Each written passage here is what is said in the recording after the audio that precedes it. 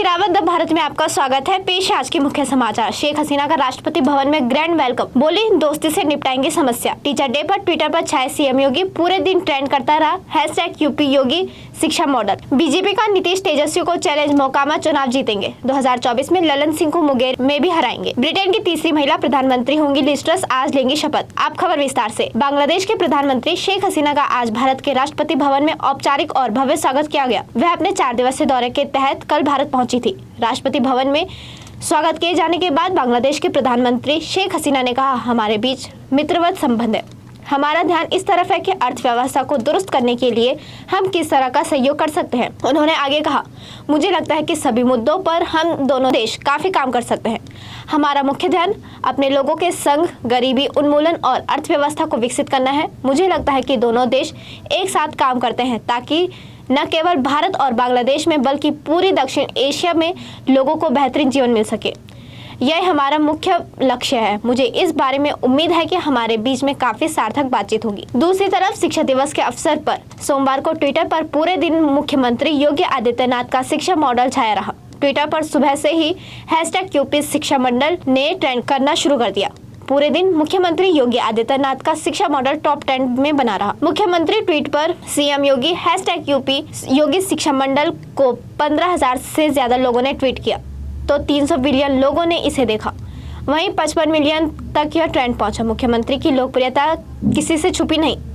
Social media platform पर करोड़ों लोग इन्हें फॉलो करते हैं और समय समय पर उनके कामों की सराहना करते हैं। वहीं बीजेपी के प्रदेश अध्यक्ष और सांसद संजय जायसवाल ने नीतीश कुमार और तेजस्वी यादव के महागठबंधन को चुनौती दी है कि अनंत सिंह के अयोग्य घोषित होने से खाली मोकामा विधानसभा सीट का उपचुनाव भाजपा जीतेगी।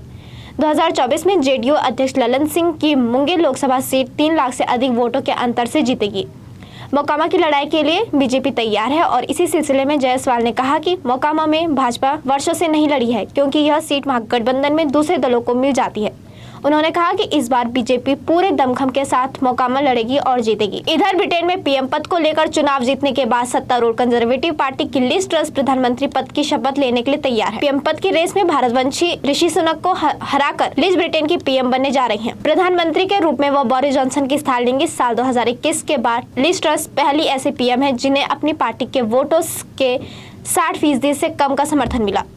लिज ट्रस के पाले में सिर्फ 57% वोट आए हैं, जबकि 2019 में प्रधानमंत्री पद के लिए जॉनसन को 66.4% पार्टी सदस्यों का समर्थन मिला था। दूसरी तरफ चीन में भूकंप से अब तक 46 लोगों की मौत हो गई है, जबकि बड़ी संख्या में लोग घायल हुए हैं। भूकंप से सबसे ज्यादा नुकसान सिचुआन प्रांत में हुआ है। चीन से सिचुआन प्रांत में भूकंप से भारी तबाही हुई है। सोमवार को चीन के दक्षिण पश्चिम सिचुआन प्रांत की लुहिदी काउंटी में 6.8 की तीव्रता वाला भूकंप आया। इस बात की जानकारी यूनाइटेड स्टेट जियोलॉजिकल सर्वे ने दी थी। भूकंप 10 किलोमीटर की गहराई पर केंद्रित था। भूकंप का केंद्र 29.59 डिग्री उत्तरी अक्षांश तथा 102.08 डिग्री पूर्वी देशांतर के जमीन से 16 किलोमीटर की गहराई में स्थित था। अब वक्त है एक छोटे से ब्रेक का, फिर लौटेंगे। ITM हमारा, इसमें बहती ज्ञान की गंगा है, इसमें रहती प्रेम की यमुना है, सिद्धांतों का उच्च हिमालय है, भक्ति सिखाता एक तिरंगा है, गुरुकुल जैसा प्यारा ये ITM हमारा, सच्चे सपनों सा प्यारा ये ITM हमारा, ITM हमारा, ये इंस्टीट्यूट हमारा, सच्चे सपनों सा प्यारा ये ITM हमारा, ITM हमारा, ये इंस्टीट्यूट हमारा, सच्चे सपनों सा प्यारा ये ITM हमारा। ब्रेक के बाद एक बार फिर से खबरों में आपका स्वागत है। उत्तराखंड राज्य आंदोलन के दौरान मुजफ्फरनगर गोलीकांड और तत्कालीन डीएम अनंत कुमार सिंह से जुड़े केस के मुजफ्फरनगर स्थानांतरित होने के मामले में हाईकोर्ट ने सोमवार को सुनवाई की। हाईकोर्ट ने याचिकाकर्ता से 14 नवंबर तक प्रतिशपथ पत्र पेश करने के लिए कहा है। अधिवक्ता रमन शाह की ओर से दायर याचिका पर वरिष्ठ न्यायमूर्ति संजय कुमार मिश्रा की पीठ में सुनवाई हुई। कोर्ट को केंद्रीय जांच ब्यूरो और देहरादून के जिला एवं सत्र न्यायालय की ओर से जवाब पेश किया। वहीं परिवहन निगम में कर्मचारियों के आंदोलन पर सरकार ने रोक लगा दी है। सोमवार को परिवहन निगम में 6 महीने के लिए अति आवश्यक सेवा अनुरक्षण अधिनियम लागू किया गया। कर्मचारी यूनियन ने इसे हिटलरशाही आदेश करार दिया है। दरअसल उत्तरांचल रोडवेज कर्मचारी यूनियन ने रोडवेज में आउटसोर्सिंग एजेंसी के माध्यम से ड्राइवर कंडक्टरों की भर्ती का विरोध शुरू कर दिया था। इसके तहत 1 व 2 सितंबर को 48 घंटे का कार्य बहिष्कार भी घोषित किया गया था। हालांकि निगम प्रबंधन के साथ वार्ता के बाद फिलहाल आंदोलन टाल दिया गया है। सोमवार को परिवहन सचिव अरविंद सिंह ने 6 माह के लिए परिवहन निगम में सभी कर्मचारी संगठनों के किसी भी तरह के आंदोलन हड़ताल पर रोक लगाते हुए एस्मा का आदेश जारी कर दिया। वहीं संयुक्त अरब अमीरात में खेले जा रहे एशिया कप में भारत के स्टार खिलाड़ी हार्दिक पांड्या और सूर्य कुमार ने अपने प्रदर्शन से सभी को प्रभावित किया है। आईसीसी T20 विश्व कप के बारे में बात करते हुए माजेरकर भारतीय टीम के बल्लेबाज फॉर्मूले और अपने समय से पहले बल्लेबाजों को परखने के उनके कदम से प्रभावित थे। बता दें कि एशिया कप में पाकिस्तान के खिलाफ खेले गए पहले मुकाबले में हार्दिक पांड्या ने बल्ले और गेंद के साथ शानदार प्रदर्शन किया और उनके प्रदर्शन की बदौलत टीम इंडिया ने 5 विकेट से जीत दर्ज की। वहीं हांगकांग के खिलाफ सूर्य कुमार ने भी तेज तरार पारी खेलते हुए भारत को आसानी से जीत दिलाई। वहीं एशिया कप में आज शाम भारत और श्रीलंका के आमने सामने होंगे।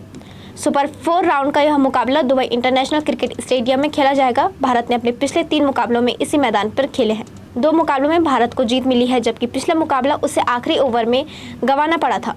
श्रीलंका और भारत के बीच अब तक 25 T20 इंटरनेशनल मैच खेले गए हैं। इनमें भारत ने 17 मुकाबले जीते हैं, जबकि 7 मैच श्रीलंका के पक्ष में गए हैं। 1 मैच बेनतीजा रहा। इस साल दोनों टीमों के बीच खेले गए मुकाबले भारत ने ही जीते हैं। ऐसे में कहा जा सकता है कि जिस आंकड़ों में भारतीय टीम श्रीलंका टीम पर बहुत भारी है। इधर ड्रीम फोकस सर्विसेज के IPO की टेस्टिंग शानदार रही। 326 रुपए के प्राइसेस बैंड के सामने ड्रीम फोकस सर्विसेज का शेयर NSE पर 508 रुपए प्रति शेयर पर लिस्ट हुआ, यानी पूरे 56% के प्रीमियम के साथ कंपनी के शेयर की लिस्टिंग हुई है।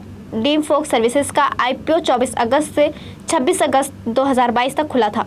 कंपनी ने 308 से 326 रुपए प्रति शेयर प्राइस बैंड तय किया है। कंपनी के IPO के जरिए बाजार से 362 करोड़ रुपए जुटाने की थी। ये पूरा इश्यू ऑफर फॉर सेल था। इसी के साथ आज के समाचार समाप्त हुए। धन्यवाद।